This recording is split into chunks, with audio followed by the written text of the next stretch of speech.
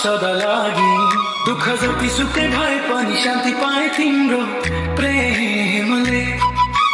येशू कति गहिरो छ तिम्रो प्रेम, मलाई अपनायो, क्षमा गर्यो।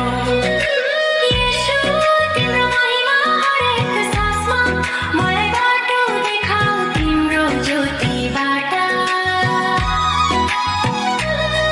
तिम्रो महिमा कहिल्यै नघटोस् येशू, तिमीले मेरो